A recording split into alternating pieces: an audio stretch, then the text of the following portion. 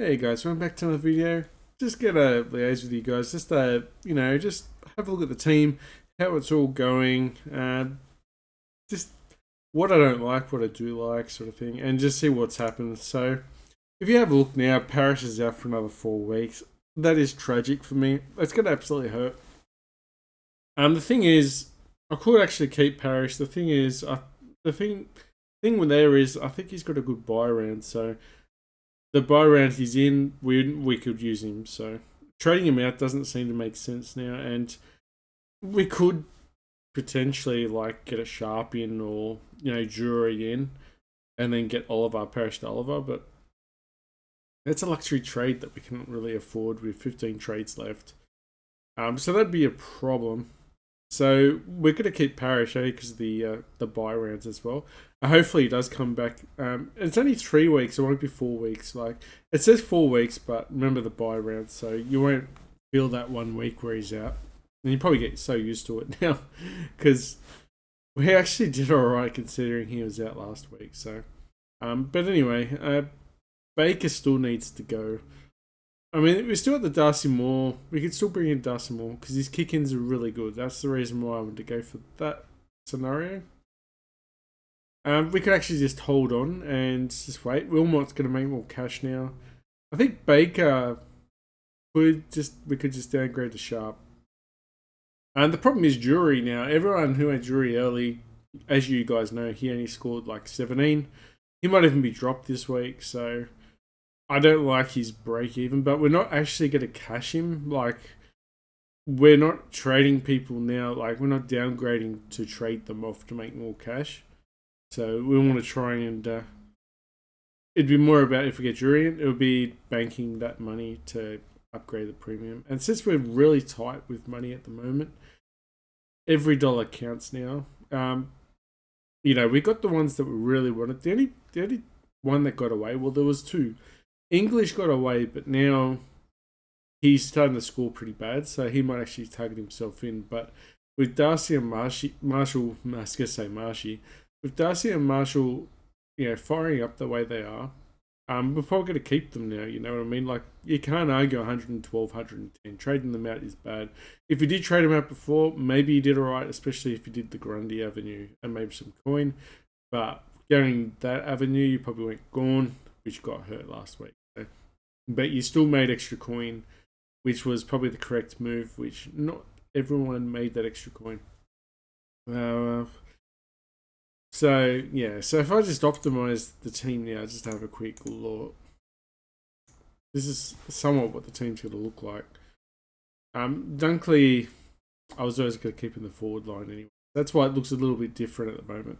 But Dunkley was in the forward line. He's the F1 or F2 now. But yeah, just looking at the side, it's hard to go past Darcy Moore. I don't think there's anyone else that we could buy. Who else is there? What's Doherty look like at the moment? Because Doherty could be potentially a D6 as well. So we're going to find out how much he is at 518. That's a shame. He's slightly higher than we want because we're at about 508 or something like that. So he's at 518. So we didn't quite get the money we really wanted. So this week was the week that we wanted to try and get Sard in. We wanted to get someone like Sard or someone like that in. But Dusty Moore seems to be getting a lot of kick-ins, so I'm still going to stick with that one, I think. There is LDU as well. So LDU is someone who's dropping cash. Everyone's really annoyed with him.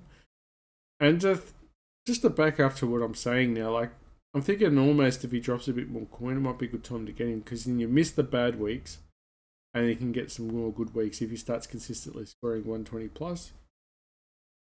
It wasn't that long ago everyone was thinking about, some people did trade out Goulden. And ever since I got him in at a low price of, I think it was $450, he's backed himself up. So we've just made extra 100,000 there, pretty easy. So could be the same thing with LDU. If we're really desperate for coin as well, Bonapelli could downgrade Bonapelli. I said the same thing about Dacos. And look at him now. We could have actually downgraded him and then traded him back in, possibly. would have been pretty crazy, but still coin that we didn't have. But that's still like three. That's still considering it's 2 trades, I guess. Which seems pretty nuts, but if you did the same thing with Botticelli with LDU, it's very risky. They could pay off, and they could have between both of them, it could have been an extra 400,000, and then an extra 400,000 gives you another 2 more premiums possibly. So that's huge. But we just need Atkins to score well. Really desperate for King Cotter to come back. I mean, the Blues are really struggling at the moment, and they seem to protect the players that are they've got their inner circle group, it seems like, and they don't want to trade it. They want to get those people out. So what they'll do is they'll get someone else that just started, like King Cotter. They might try and grab someone else that they even dropped Hollins as well. But they need to work on something. That's going to be a tough game too. Carlton and Collingwood. I know everyone's probably saying 10 goals by the Pies, but these two clubs of history, they could definitely definitely Collingwood actually will come in overconfident, and the Blues will take him out. It can happen, and you know what? The Pie supporters secretly won't admit that, but they're actually scared of this match. They're due for a loss. We're due for a win. And then you got McRae. He's another scenario. 81. He's still averaging 100, but he's nothing like he used to be. We want him to get forward status. That's the only way we could keep him in the side, but we can't trade him out either. Rioli just need to keep. If he keeps getting 100 plus, we'll have a good season towards the end. A good season's end, so to speak, if we don't run out of trades. But yeah, Angwin to score. Van Ruin finally got 70, so he's going to make some coin. Let's have a look and see who's everyone trading in and trading out. Hold on a sec. So people going out, Davey out, because he only scored 7. Baker's going, that's who I was looking to trade out. But there's a lot of these got like Cohen as well, Cohen and Davey. If you guys are trading him out, trading those guys out, you must have a lot of trades left to justify that. And Darcy Wilmot, he's just scored pretty well as well, so you could actually argue the point to hold on to him. But Darcy Moore's going to make some coin, so could he make the difference? So you get the points, and you don't lose cash. A lot of people are going Darcy Cameron this week. There's really no one else. I mean, Darcy Moore is a dangerous. If you look at his history, he hasn't consistently scored over the seasons. This is like the first batch where he's turned up quite a bit. And I'll probably, just a great pod. I think it'll be a good pod if it pays off. It'll be a bad pod, especially if he doesn't pay off, obviously, and then no one's got him. It's like when I went Treloar. That was the problem. You go Treloar, no one's got him, gets injured, and you're the one burning the trade where everyone else is just sitting pretty. But I mean, there's Bailey Humphries in now. He's making a lot of coin, but is it too late? I mean, something's just pointing me towards Sharp. It's probably just his break even. But Humphries another one. Do I double downgrade? I mean, it looks like if you look at that, only one person's getting in. That's Darcy Cameron. And if you do the rest of it, it looks like it's just rookies. So does that mean you get a double downgrade? And then next week, it makes the difference up. You start trading it. You go up one, down one, up one, until you run out of coin, and then hopefully, you get a full side. So, yeah, I was going to trade out Baker. And then who we're going to get? So we're going to get Drury just because the money side of things. It's still quite scary. As long as he gets named, and that's the thing. Also, Clarkson's not coaching at North Melbourne anymore, which is quite strange. He's either A, doing Ratton a favour, or B, this whole Hawthorne debacle. He just wants to get out, so, and he just wants to distance himself. Just probably let the let the steam. Well, what do you call it? Just let the heat die down. Then they got nothing to complain about. I don't like that idea. They got to be very careful though. Yeah. So anyway, there's Drury. And then we trade Wilmot. This is what we were trying to go for. And sometimes I do the 5 round average, and you can find out who's actually going up in value that way. Because the lower value guys in that category should be making coin. It's a bit of a lazy way of doing it. Another way is to break even, obviously. And then we optimize again. We're still 23.47 is what we're aiming for projection wise. That's with Parrish on the bench. It's really annoying. If we had Parrish on the field, it would be 2400 easy, I reckon, this week. But there's always something to try and keep us down. Now we've got a full side. This is our backline if we keep Zeeble here. Because Zeeble moved to the backline with the optimization, and Dunkley went to the midfield, which I actually really don't like Davey on the field at all. We got burnt last week because of the trade. Not the trade. We got burnt last week because he was a sub. And that was just stupid on my part. No one else's, just mine. That was a bit unfortunate. Who else could we get? So this Darcy Cameron. Really, I don't think we could actually afford him. Let's have a quick look. Like I said, I'm just chilling out just for you guys. Let's trade this down. Let's have a look.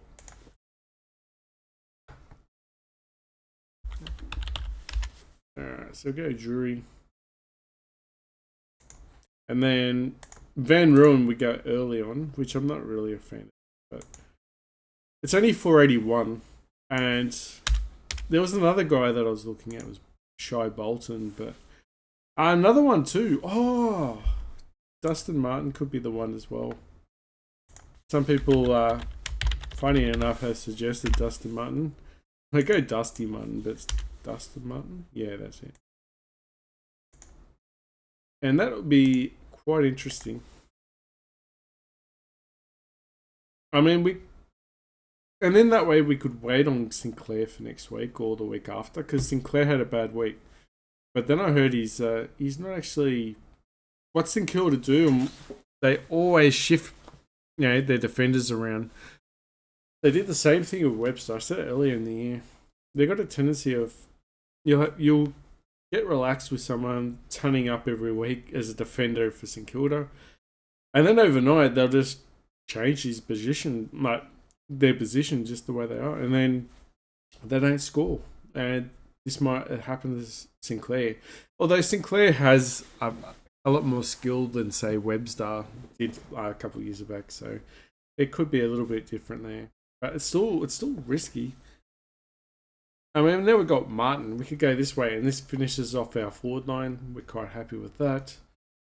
We still need one more midfielder. Actually, 2 more midfielders. 2 more defenders as well. It's quite painful. But at least we don't have a forward, but we don't need a forward. But yeah, it's just running out of cash. And that was the big problem. And then we got other players in the comp that are probably worth 100,000 more than me. So that, yeah, that's the side anyway. Yeah. So there's, what else do we have?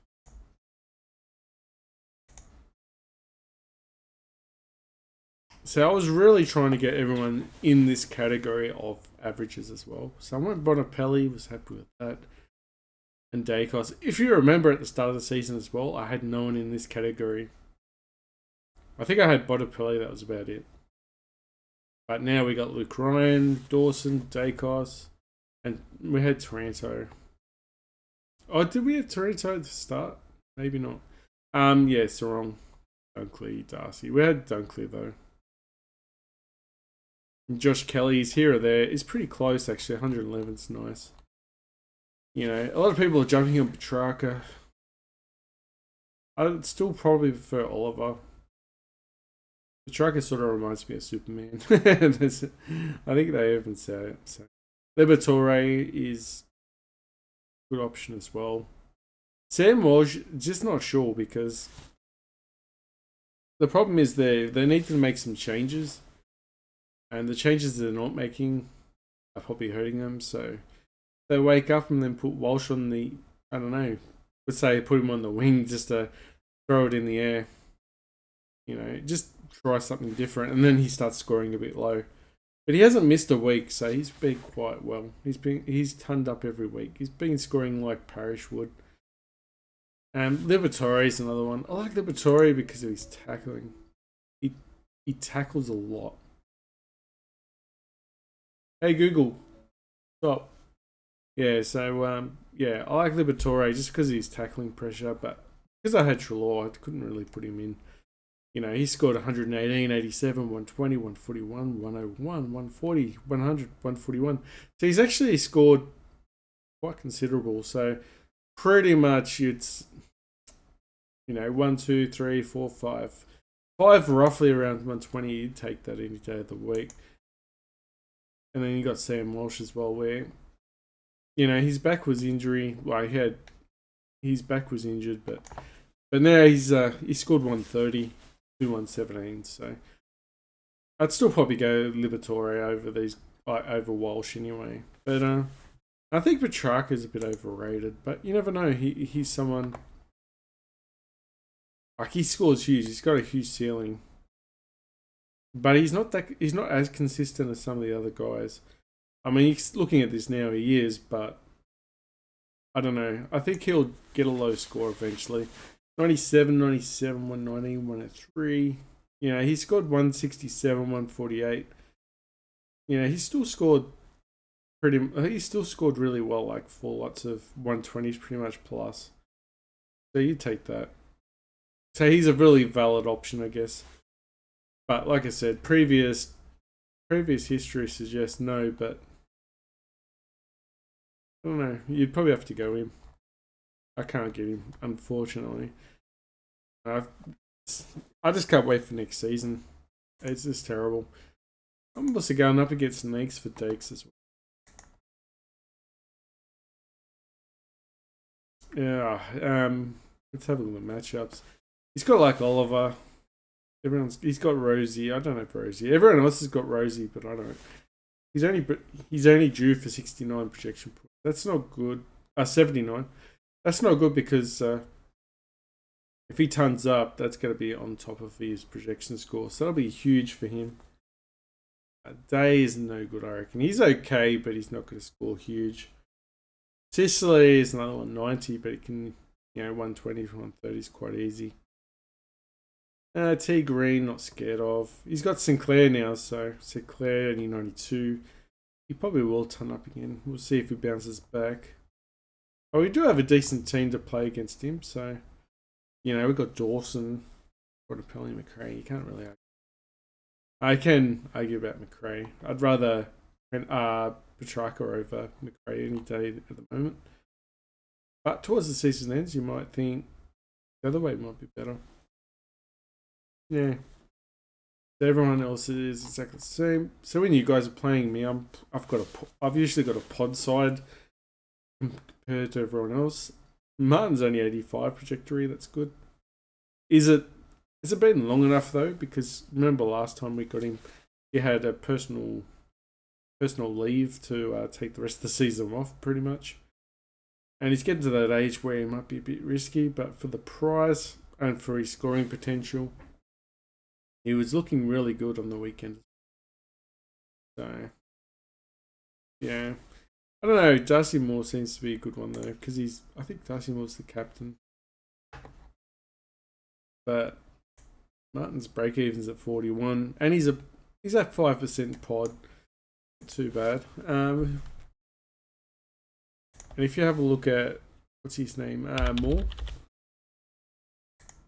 Let's have a look at Darcy Moore and see what he's at. So, break-even 64, so gonna make some coin. And you can see just the last 4 weeks, but it is very dangerous. I mean, It's not like a Petrarca or, you know, a Walsh. This guy's dropping. Scored as 45 and a 68. Remove the 45 and the 68. This is pretty good. That's still scary though. But he's like the captain, I think. So he's got like, you know, he's only at 3%. Oh man, decisions. Yeah, it's I don't know. Even Martin's good though. Wilmot's gonna make coin, so Wilmot's gonna make more coin. So maybe I'm better off staying off trading at Wilmot because Wilmot's gonna make coin, and just wait until Atkins makes coin as well, and then yeah, once Atkins makes hopefully another 150 on top, that'd be nice. Probably dreaming. But then, you know, Atkins can go into a midfielder. Wilmot will go into, say, defender as well. Probably Sinclair. Who are the players that are dropping off money-wise in the midfield? So let's have a look at the break. The break evens. Here we go. No. Check the break evens. Alright, so you go on the other scale of things. You got Tuke Miller's high. We can't get Matt Crouch. That's so stupid. Callum Mills, when's he due back? Round 14 to 16. He's going to be very cheap to get. So that's another one. So if we're desperate enough, we can wait and maybe even get a straight swap with Atkins, Callum Mills, and then save a trade. So that could be an option. Yeah, Anderson's going to drop down money, but he's Gold Coast, so not sure what's going to happen with when's Miller coming back. The Miller's coming back soon, so I'm a bit worried about Anderson. Is he going to score as big with Tuke Miller? I don't know. We still don't have Oliver. Oliver's break even is 149. We know he can make it. Dangerfield should be back soon. Should be an option.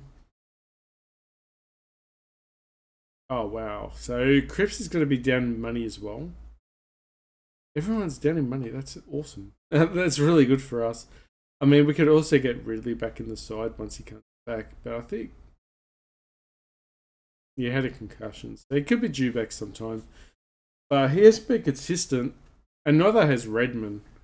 So Redmond and Ridley have not been consistent at all. Jared Lawrence, no way. Dan Houston's an interesting one. Gonna drop some coin, but not enough, I don't think. But Sinclair's definitely the option in the back line. Looks like Green's gonna drop some coin as well. Brayshaw's having a terrible season. Probably won't go near him. I mean, there's also Luke McDonald, but that's scary. I mean, could have dropped. If he dropped on Hawkins, he would have been alright too. Jeremy Cameron did alright at the start of the season, but then Hawkins sort of took over. And it's not the first season that Hawkins has averaged 100 plus, or I'm not sure what his average is now, but he wouldn't be too far. He'd be in the 90s at least, minimum. I think that's the 93, so definitely would have been worth it back then. Let's try Bolton as well in the forward line. Yeah, even Chera's got a bit lower. They moved him around a little bit. And Rosie. I wouldn't go near Travis Boak. But that's another thing too we could do, maybe, is just you go Bonapelli to Mills. But it's still pretty scary. Yeah, I think that's all we're looking at now. Sinclair, so that's just a recap on there. So yeah. You know, Callum Mills is huge. So we could wait on Callum Mills and then bring him in. As an M8, that'd be really good. Yeah, and just, you know, Dangerfield possibly. He had a really good start to the season as well. Quite old though, so he might get re-injured. Jeremy Cameron was okay, but he just doesn't seem to be consistent enough across the board. But yeah, looks like English is going to be cheap again too, but we're happy with the rucks for the time being. So Mills and Sinclair, maybe Anderson, maybe Took. So probably Miller, Mills, and Sinclair will be on the radar. And then, especially if we go the other avenue as well, where we go with Dusty and maybe Rioli, I'm not sure. Shy. Is it Shy Bolton or whatever his name is? Not real. Yeah. Jeremy Cameron averaging 79. Toby Green got burned a couple of people. Oh, here we go. Laird as well. Could be Laird. Laird break even 139. Has he come back to tackling form? Come back a little bit scared, hasn't he? Oh no, he's played the whole time. He after that 50 where he got injured that first round. He hasn't looked exactly the same. Still pretty good scores. That could be another option as well. Get Laird in. I still not going to go Tom Green regardless. You know, another one too would be Finn Layson. Finn Layson in Port. Have a look at this guy. No one's talking about him, and no one's got him. He's worth 508, right? And if you have a look, he's averaging 96.8, 92.6 average score. But look at this. Take away the 30 and the 54, he's going great. Like, he scored 30, but when the 134, 54, then 125, 101, 103, 101. He's getting a ruck forward, so he's actually scoring quite well. Remember a couple of years back, Lysett was scoring quite well as well as that position. And I think it was Dixon as well at that freak year. Anyway, guys, I better go. Got to go and pick up my son from school. Thanks for watching. Just thought I'd just chill out and just, I know it's pretty slow, but if you made it this far, don't forget to like and subscribe. And yeah, I'll see you next time.